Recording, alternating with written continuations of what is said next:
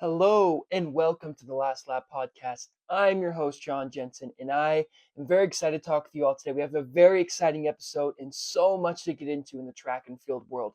This was an awesome week. You think right after NCAAs there's going to be a dip, that you're not going to see as much racing, but that is not the case because we saw some high schoolers getting after it, we saw some pros getting after it, and we saw the college kids who were just on the grass a few weeks ago hop onto the track and run some insane times. So I'm so excited to break all of this down with you. And hey, I'm excited. This is our third episode of the podcast. And, big news, got the mic. So the sound quality should be much, much better than the first two episodes. But without further ado, let's get into it.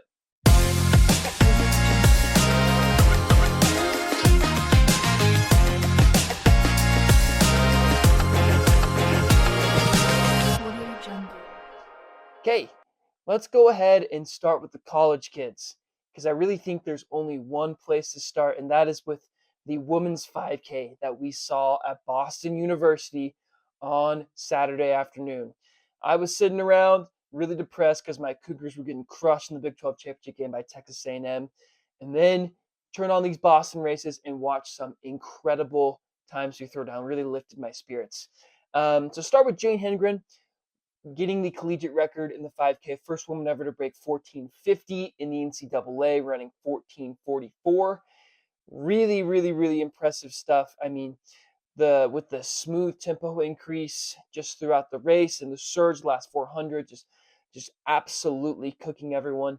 She, it really makes me wonder how she lost last week. I know she was, the Alabama girl was really good, and she deserved to beat her. But man, Jane is on fire still. She, coming 1 week off of that amazing cross-country performance, goes and throws down a collegiate record. I mean, this is something of the likes of which we have never seen before. And I said it a couple of podcasts ago, and I'll say it again. She's going to end up being the new Edward Cheserek of the women's division. Assuming she sticks around, she might go pro. Obviously, she'd go pro at any moment. But I think she's going to stick around for a while. I think she wants a college degree, and I think she's going to be dominant for a long, long time. And so really, I'm excited to see what she can do at 3K and outdoors at 10K. But until the NCAA championships, and until she races Doris again, I don't really know who's gonna. I mean, it might get kind of boring for her, like it was in high school last year. That's how good Jane is. That's how good she will be, and she's only getting better too. She is not plateauing. She's continuing to level up over and over and over again. So really excited to see how the rest of this indoor season pans out. I imagine she's going to take a little bit of a break. Probably won't see her until after Christmas, maybe even into the late part of January. I know Doji doesn't like to race them a ton. But with all that being said, let's hop into the men's 5K that happened there.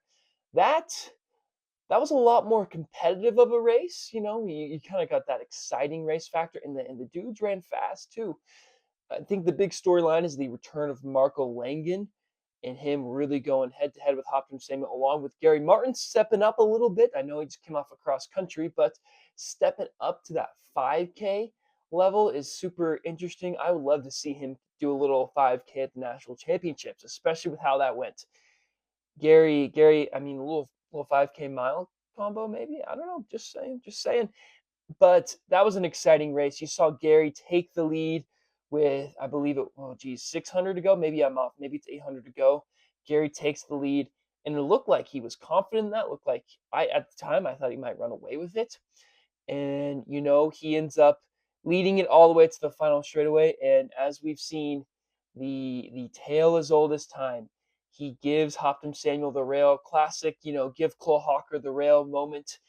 Habtom Samuel takes the rail, storms on the inside, and barely outleans Marco Langon.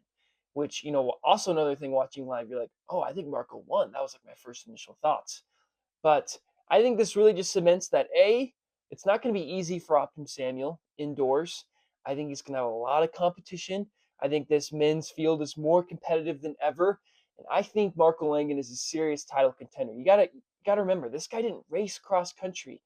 I think, these other guys may be more at their peak right now as far as times goes. I don't know if that's the case for Marco. I think Marco's going to get even better and better. And I don't know if Habtom Samuel is going to get much better through between now and the indoor championships, of course. Obviously, long term, Habtom Samuel is going to be very good. But between now and the indoor championships, I don't know if he's going to get much better. So, really, really interesting stuff out of that race. Honestly, if I'd have predicted today in March, I think Marco Langon wins. I think he wins the NCAA 5K title, or maybe even the 3K title. So maybe it's a little bit of a hot take. It's a little bit early for that, but really fun to see the track be back indoors at Boston. A lot of people have beef, with Boston and the indoor track and all that stuff, but I don't know. I like seeing the fast times throw down. I like seeing these guys get after it and get competitive. Maybe I'm not as big a fan of just the pure time trials, but that, especially that men's race, was so much fun to watch, just from start to finish. All those guys trying to hang on, whittles down to 3, and then those 3 get after it to the very, very end. Watch out for Garry too. I think if he plays the tactics a little smarter, he might walk away with that win. So got to remember, he went super early. But with that being said, wanted to transition back to cross country because really this is the last big weekend for cross country. I know you've got World Cross in Florida, and we will cover that extensively when the time rolls around, I believe in February. But this is the last week for high schoolers. You had NCAA's wrap up last week, and it was now time for the elite high school boys. But before we get into NXN, I want to talk about that last. Wanted to discuss the race that actually took place on the same course at Glendevere Golf Course in Portland, Oregon there. And this race was the USATF Cross Country National Championships. A couple of things they did this year that I really liked. I really liked that they made it the same place as NXN. I think it's cool. You get the high schoolers get to stay and watch, and you get to see maybe some of the crowd that's watching NXN stay and maybe build the sport on the professional level, because it seems like people love NXN, but professional cross country doesn't quite have that same pop. So I like that they kind of had that crossover exposure there. Good combo between Nike and USATF there. Kudos to you guys for making that happen. And as well, I also like that they added the 2K. I thought that was kind of fun. I don't know. Maybe I'm in the minority on that, but I thought the 2K was a fun, it's something for the middle distance to kind of enjoy. Imagine, this will never happen, I don't think, so we don't have to go there. But imagine a world where, cross country for the NCAA has 2 races. You get to see, last year, Gary Martin, Ethan Strand duke it out in a crass 2K. That's sick. Who wouldn't want to see that? Instead they all get destroyed in the 10K by Grand Blanks. But I thought it was kind of a nice touch to give the middle distance guys a little bit of a love on the grass. So, but with that being said, the 2Ks were fun. They were cute. Ethan Strand takes the win. Obviously, I think it would have been a shock if he didn't win in that regard. And on the female side, just want to make sure I get her name correct. Yes, Grace Morris from Puma, winning in 6:19. He had Ethan Strand running in 5:25. He actually had to hold off a kick from Wes Porter on there. Grace Morris won comfortably though. So let's break into what I thought was the most interesting race from USATF Cross Champs, and that is the men's 10,000. So I'll just give you the list of who made the World Cross Champs. And there are some interesting names that I thought were left off of this. So let's get into it. Parker Wolf takes the win. 29-16. Rocky Hansen in second with 29-24. Wesley Kiptu in third with 29-27. Ahmed Muhammad in fourth with 29-33. Nico Young in fifth with 29-41. And Graham Blanks in sixth, getting the last automatic, or not even automatic, just the last spot to USAT, to the World Cross Champs, in 29:45 was his time. So I want to play in a little bit how the front of the race shook out. But before we dive into that, there were some really interesting things that happened on the back of the pack for me. Namely, Paul Chalimo actually ran better than I thought. He was eighth. You had, Cameron Todd. He's a local guy from Utah for me, so that's the only reason I know him. Drew Bosley in 17th was kind of a shocker to me. I would have thought he would have been up there a little more. Cooper Tier in 18th, I thought he was going to get top 6. That was a real shock to me. And the biggest shock of all, I think, and although these two guys still made the meet, I thought Grant Blanks and Nico Young were really going to duke this out at the front. I really thought those two guys were going to be the ones that showed up and were ready to rock and roll. And I mean, Grant Blanks is a beast on the grass. He's better on the grass than he is on the track, and he barely gets that last spot. So really, really interesting there. And at the front, it was a race where you saw the collegiate really take it to everyone. Rocky Hansen, I thought it was interesting. Instead of going over to Boston to run a fast 5K like most collegiates did, excuse me, he decides to stay on the grass rather and run USATF cross champs. And let me tell you, I think that was the right decision. He took it out hard. He said, "You guys aren't in good shape yet. All these pros, you don't know what's coming at you." He took it out hard and led most of the thing, and only one dude caught him, which is pretty dang impressive. And that one dude is Parker Wolf, who's certainly no slouch. Parker Wolf, I super happy for him as well. He's dealt with so many injuries and stuff over the past couple years, and to see him healthy and back at it, I'm actually really excited. We can talk about this another time. But Swoosh TC from Nike, what they got brewing over there is something special. With Mike Smith, leaving the college world to go coach professionals and getting some of the most talented collegiate athletes of all time. Pretty impressive stuff. So a couple things. I'm sure most of you guys that are listening to this watched that race. Pretty crazy course conditions. I mean, I said it earlier, I liked that they did it at the same spot as the high schoolers on that same golf course, but obviously it made it very, very challenging. The course was just torn up. I mean, shout out to whoever is like the maintenance guy at that golf course. After this, I hope he gets paid quite well. Hopefully he gets some of that money that probably the golf course got to do all the renovations. But yes, so I thought this men's race was super awesome. I thought it was super exciting. Women's race, you kind of saw a bit of a runaway. Wayne Kaladi won by 15 seconds. Need I say more? I don't know. Grace Hartman took 6th. Emily Venters took 5th. Carissa Schweitzer in 4th. Edna Kurgat in 3rd. Katie Izzo, kind of a surprise, in 2nd place there.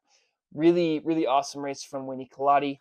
Shout out to Grace Hartman, the collegiate, coming up and getting that last spot, and Emily Venters as well, making a name for herself as a new professional. Kind of cool in that regard. But yes, really strong races from the U20s too. Really fun to watch that whole thing. It's really, I get it for the pros. It's more of a indicator of fitness that those guys weren't in the best shape possible. I mean, Nico Young and Grant Blanks were not in world championship shape, obviously, but I still expected a little more from them. I'm sure they're going to be ready to roll at the front pack at World Cross Champs, assuming they decide to do that. I think they've all said they're going to. Maybe that's wrong. Let me know if that's wrong, but I'm pretty sure they're all going to go do it, especially with it being in the U.S. in Tallahassee. So, kind of just to finish off the pod today, just wanted to quickly go over the high school races and really really focus on the men's champion Jackson Spencer. He did awesome. He ran really well. This is actually the second year that BYU has gotten the NXN champion to come to their school, so they were recruiting at a super high level there, so shout out to them. And with that, Jackson Spencer is going to leave on a mission for 2 years, so you won't see him at BYU for a little bit. But I was super impressed.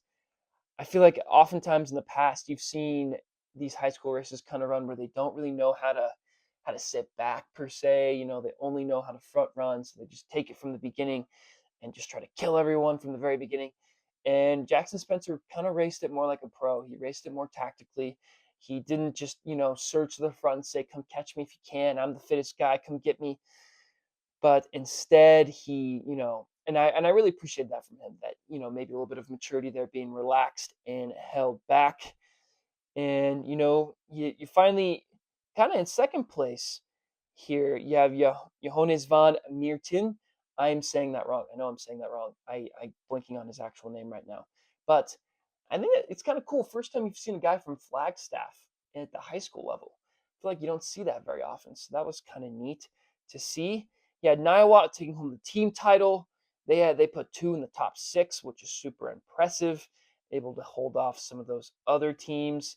In second place, you had Harriman from Utah scoring 91 points to Niwot 61. Third, you had Lincroft in 110. Carroll in fifth, or Carroll in fourth rather, and American Fork in fifth. So there you have it. NXN, awesome. On the girls' side, you had Natasha Durick. I'm also saying that name wrong. I apologize. She won in 1650. Awesome. Barely won. Held off Bear Bartlett. So awesome on that side. And the team scores just quickly. You had Niwot in second, so they almost had the sweep there, 5 points away. And Wayzata in first. You had Union County in third, Lone Peak in fourth, and South Denver in fifth. This is a conversation for another day, but can we at Nike Cross Nationals make them run under their actual school names? I'm sure there's some weird, postseason crap with that, but South Denver, really, really, can we not just run with our schools? All right, that we do all year long, that we pretend like this is, and you have all these schools combining. I'm not a fan of it. All right, not a fan. But there you have it. This was an awesome week in track and field. So much to cover, so much to talk about. And thank you for listening. Thank you for joining in. I'm really trying to grow the show. So if you would give a like, subscribe, and a comment, that would be so amazing. It'd be very appreciative. And share it with a friend, share it with another track and field lover. We are trying to bring the sport to you in a way that is authentic, that is real, and is like something you see covered in other sports. I feel like the really interpersonal side of track and field is covered really well, but I'm here to give you, a full look at the track and field landscape, here to talk to you like it's almost like a sports center breakdown of what's going on, really just giving you the in-depth look at that and giving you the facts and all the things you track fans love. So please share with a friend, share with a family member, like, comment, subscribe, do all the good things. And thank you for your support. Let's grow this together. Thank you.